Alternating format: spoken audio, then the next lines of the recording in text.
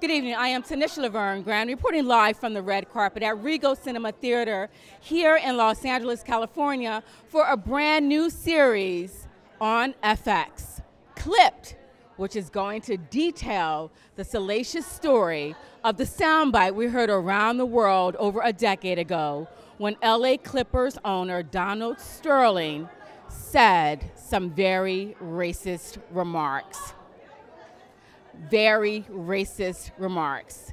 Clipped is going to detail that saga between V. Stiviano and Donald Sterling. Stay tuned to my coverage. This is a series you do not want to miss.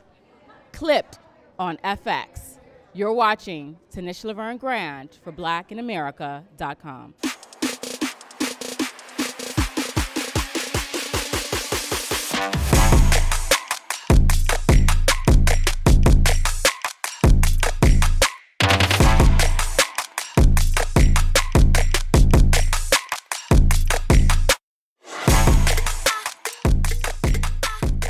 Glen Big Baby Davis. Yeah. Okay, so obviously I don't follow sports that much, you guys, but talk to me a little bit about what resonated with you when you learned you were going to be a part of this amazing series. I mean, yeah, well, V. Stiviano and the takedown of NBA legend, not NBA legend, but NBA owner,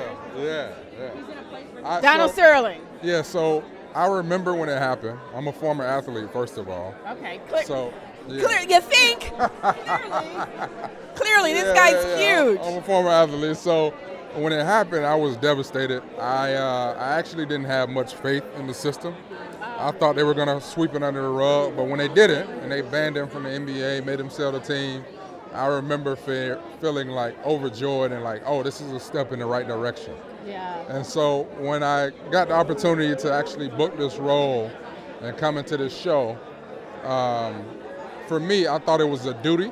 I felt it like it was a responsibility for me to tell this story the right way from Glen Big Baby Davis's, perspective and like how he felt in this moment, And I got a chance to like talk to him and meet him and understand how he felt when everything came to a head. And yeah, it was heavy, but it was much needed, and this story needs to be told. Yeah.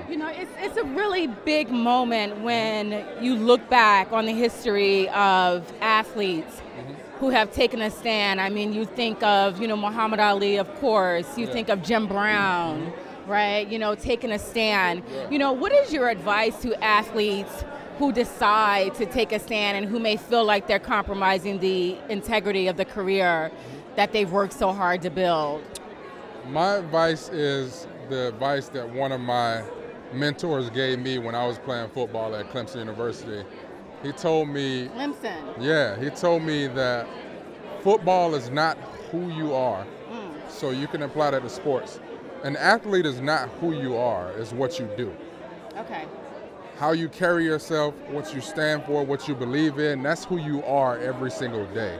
So the way you play sports is the way you should live your life. So when it comes to like things that are going on in the world with injustices, you got to stand for that like you would stand for it if you weren't an athlete.